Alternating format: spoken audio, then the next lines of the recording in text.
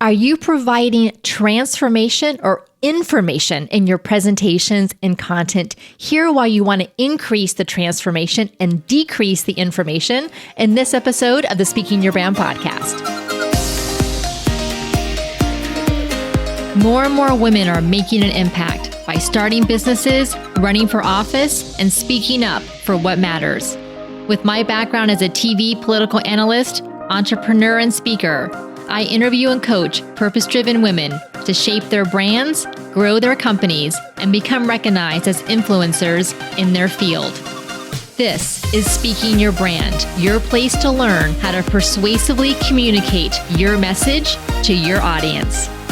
Hi there, and welcome to the Speaking Your Brand podcast. I'm your host, Carol Cox. The past few episodes have showcased some of our recent graduates from our Thought Leader Academy. Last week, we had on Christy Rocha, and Christy and I talked about the hub and spokes of your thought leadership message. The week before that was with Nicole Edwards, and we talked about creating a memorable bit for a keynote talk. That's a really fun one. And then the week before that, we had Kelly Carlstrom, who's a pharmacist, and our lead speaking coach, Diane Diaz, and they talked about working together to create Kelly's lead generation signature talk. So those are great episodes to listen to if you want to get a sense of what the women in our Thought Leader Academy work on and how they're using their thought leadership and their signature talks. Today, I want to talk about providing information versus transformation in your presentations, your keynotes, and your content in general. So there's a difference between information and transformation. I know that whenever I work on a presentation, like a training or even a keynote, or the agenda for the in-person client retreat we're holding in April, my default, my instinct is to think first of all the information I want to convey to the audience, everything I want to teach, all the tips, all the techniques, all the strategies. And you may be the same way. But I want to challenge you, like I challenged myself, to reduce the information and increase the transformation. And I know this may at first seem counterintuitive because, of course, we want to provide value to our audiences, but I promise you there is more value in transformation than there is in information. And why is this? Because you'll have a bigger impact on your audience when they can see what's possible for themselves. And also by providing more transformation than information, this is the way you get traction on your thought leadership message. And this is how you can increase your prices, both for the speaking fees that you charge and the pricing for the services and programs that you offer. So we're going to dive into that today. I shared on LinkedIn recently that I'm a bit obsessed with business TV shows like Succession, WeCrashed, and Inventing Anna. I'll share later in this episode the 3 lessons I've taken from watching these real and fictional characters, 3 positive lessons that we can take, because certainly if you've watched any of these shows, you know that what they do, what these main characters do, is not always what we would want to role model. So we're going to take 3 positive lessons from that. Now, let's get on with the show. I don't know about you, but I feel inundated with information all of the time, whether it's updates from the people I follow on social media, podcasts I listen to, shows I watch, the news articles that I read. It's just a lot of information to consume day in and day out. And of course, I enjoy it. I enjoy the podcasts I listen to, the TV shows that I watch, the LinkedIn posts from people I follow, and so on. But it's still a lot. And this is why I want you to start thinking about transformation and not so much information in your presentations and content. In times past, information was harder to get. You had to go to the library to look up something. Remember doing that back in the day? I certainly do. You had to buy a set of encyclopedias if you wanted to have quicker access at home. If you think about it, as a kid, we had a set of encyclopedias if we wanted to look up something like information about a country or something that had happened in history. And now literally we can just put a search into Google. How amazing is that? Or we had to ask an expert who might know the answer. Information in the past was at a premium. If you knew a lot and you could share a lot, you were highly valued. Now, however, since information is ubiquitous and answers to questions can literally be found with a quick search on our phones or by asking Alexa or Siri, having and sharing a lot of information isn't that valuable. It's like a commodity where if you have a lot of a commodity, the price goes down. Well, the same thing with information. There is so much information that it's not as valuable anymore. And we think, though, that our audiences want a lot of information. This is the expert trap that I talked about last year in episode 241 of this podcast. And I believe, though, if you pack your presentations with a lot of information, you're doing your audience a disservice. You think you're providing value to them, but really you're providing a disservice to them. What your audience needs from you is curation, discernment, and wisdom rather than a lot of information. So they need curation, discernment, and wisdom. Let me give you a few examples. Imagine that you're interviewing some website developers to create your new website. You talk to web developer A, and she gives you a lot of specific details, a lot of information when you talk to her all about WordPress and the plugins that she recommends, how many megabytes of storage there'll be, how many words and images she'll put on the pages, how she'll hook up your calendar and your payment system, and so on. Whoa, that is a lot. Is your brain feeling full just from me running off that list? If it is, you're also less likely to make a decision and move forward. So this is also could be hampering your sales if you're providing way too much information, way too many of these types of details in your sales conversation. Now, this information is useful. There are some clients of web developers who want these specifics, so put it in a proposal document and send it to them. Now, let's look at a different approach. Web developer B and what she does. When you talk to her about your new website, she asks you what you want your new website to do for you and your business, what your current site is doing as far as generating leads, how you want to be perceived, how you want people to feel, and what you want people to think when they come to your site. That's transformation. It's about goals, it's about identity, and it's about vision of what's possible. Let's take a look at another example, an executive leadership coach. Now, let's imagine Coach A, you're talking to her because you want to hire an executive leadership coach. And she talks about all of the features of working with her. You get 6 coaching calls that are an hour each, and you get lots of worksheets to fill out. And then she'll review the worksheets, and then she'll give you feedback. So she's running through all of these details, which is all information. But does that really help you to make a decision about whether to move forward? Now let's look at Coach B. When you have a conversation with her, she asks you questions like, what do you want to accomplish? Where are you feeling stuck?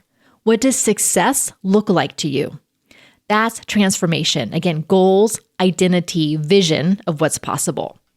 And we do this ourselves in our sales and marketing for our Thought Leader Academy. We talk about how in our Thought Leader Academy, you evolve from being an expert presenter to a thought leader so that you could have a bigger impact with your message on your audiences, so you can get bigger opportunities in speaking and in the media, and so that you can grow your income. And again, that's transformation, your goals, your identity as a thought leader, and a vision of what's possible for you and your business. So those are examples from business offerings. So let's take a look at a presentation example. Last year, we did a training on business storytelling for a very large multinational corporation. As I was creating the presentation content, I could have packed it full of information like the history of telling stories, why businesses traditionally suck at storytelling, why businesses need to use storytelling, and what a bunch of different people have taught about storytelling, their different approaches and their different frameworks. So I could have just packed this presentation content full of all this information and research. But what's wrong with this approach? First off, it's a lot for the attendees to absorb in just an hour. Even if it was several hours long, that would still be a lot for them to absorb. The second thing is that it's not curated content. As the speaker, as the facilitator, it's my job to learn about storytelling and then decide what are the pieces I need to share that are going to be the most useful to that particular audience. I need to curate the content for them. The third thing that's wrong with this content approach full of information is that it doesn't walk the talk. After all, if you're going to teach about storytelling, you better tell stories in it. There's also no vision in it, no vision for the attendees and what's possible for them, and there's no applied learning as well. So here's what I did when I created the training. First, I opened with a fun story and used the storytelling elements I was going to teach them. So I used what I call our ideal story ingredients. Ideal is an acronym. I talk about this in episode 137 of this podcast. I used humor, I used suspense, and I used the prop in the story that I opened with. And then at the end, I bookended the presentation where I came back to that story and gave the ending of the story. So I left them in suspense during that hour.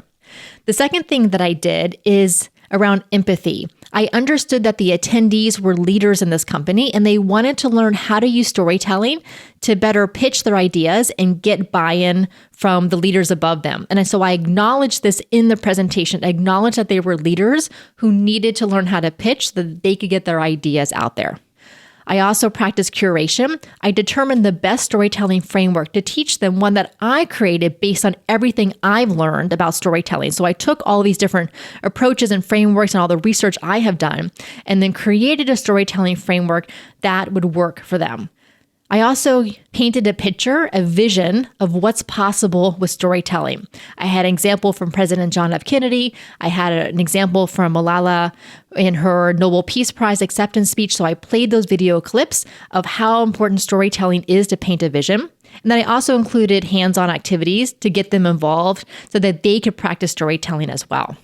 So you see the difference there between just a bunch of information versus transformation, that vision and that curation. Here's how to think in terms of transformation versus information. Number one, empathy. Get into your audience's heads as you're working on your content. What do they want for themselves? What are their goals and their dreams? What's getting in their way? What's keeping them stuck? And how do they talk about what they want? So that's number one, empathy. Number two is vision. Paint a vision of what's possible for them as individuals and as a whole. So whether it's a team that you're talking to, a company, an organization, or society, or a community as a whole, paint a vision of what's possible for them both as individuals and as a whole. And number three, stories. Do this through stories, your own stories and your client stories and other people's stories, and even have the attendees themselves share stories. That's how you're going to get to transformation. So that's empathy, vision, and stories. Now, as I mentioned in the intro, I'm a bit obsessed with shows like Succession, WeCrashed, and Inventing Anna. Succession is a fictional show on HBO that is modeled after the Murdoch family. They are in the news media business. So it's a patriarch of the family and then his children who are fighting over control of the company as he gets older. And so that's Succession. WeCrashed is a new show on Apple TV Plus, which is about the founding of WeWork, the co-working company. And then Inventing Anna is a show on Netflix about a real woman named Anna Delvey. And basically she's a con artist and she pretended to be this German heiress and ended up getting money from bankers and all sorts of high society people in New York City. Fascinating shows. Here's what I see that these main characters, whether they're real or fictional, have in common. They have a big vision and they share it with others. Confidence sells. They are uber confident about their vision and who they are and how they can make it happen. And then the other lesson that I took from this is that people want to believe in something, in someone. So even though there are red flags, even though a lot of these characters are frankly just not that nice, and we definitely don't want to model that behavior, but really people want to believe in something, in someone. So what I take from watching these shows is that belief in our vision and the confidence to put it out into the world in a big way can make a huge difference. Your audience wants to believe in the vision you paint for them. They want something better. And as a speaker and a thought leader, that's your role. Your audience can get the information. They can get it somewhere out there. They can even get it from you in your course, your book, your podcast, your video series, other documents that you provide to them. But in your talks, whether it's a keynote or a lead generation signature talk, you're helping them see what the information can do for them by showing the transformation that's possible. Speaking of vision, and of course, we have to walk our talk too. At Speaking Your Brand, our vision is to have more women thought leaders and more prominent women speakers. When I do a Google search right now for thought leaders, what comes up is a bunch of men, a bunch of white men, and I am here to change that. Our entire team at Speaking Your Brand is here to change that because we know that women's stories, women's voices, women's experiences, women talking about the issues that matter is what's going to challenge the status quo and change our world for the better. But we need more prominent women speakers, women with more prominent voices, and women as thought leaders to make that happen. That's why we provide the coaching, the support, and the community in our Thought Leader Academy and in our Catalyst Collective program, so that you as a woman have that support to build the confidence to put yourself out there in a bigger way. And this is what we help you to do in our Thought Leader Academy as you work on your thought leadership idea and platform, your signature talks, and your visibility and revenue plan. We have our next start date coming up in May. I encourage you to apply today. Go to speakingyourbrand.com/academy to get all of the details and to submit your application. Again, that's speakingyourbrand.com/academy. In our Thought Leader Academy, we work together in both the group calls and one-on-one coaching calls in our 5-step process to help you get clear on your compelling idea and your thought leadership message and uncover and connect your core story, your personal journey to your thought leadership idea that is so important. We help you craft your signature talk, one for lead generation and another one that's a story-driven keynote style talk. You create your visibility plan. You identify the best monetization methods for your speaking, including setting your speaking fees, and usually higher than what you probably would think. And we also work on delivery for impact and income. What we hear from women who've gone through the academy is that it gave them not only these tangible outcomes, but confidence in themselves and a community of women who share the same desires. The first step is to submit an application. We then have a Zoom call with you so we can talk through your goals and make sure that the Thought Leader Academy is the best fit for you. Again, get all the details, including pricing, and submit your application by going to speakingyourbrand.com/academy. The next episode of this podcast, I'm going to be talking about the business case for thought leadership. And if your business is not run around volume, so in other words, you're not looking for thousands of clients, which most likely you're not, you definitely need to listen to this next episode about the business case for thought leadership. Then the episode after that will be the takeaways from our in-person client retreat. Cannot wait to share those with you. Until next time, thanks for listening.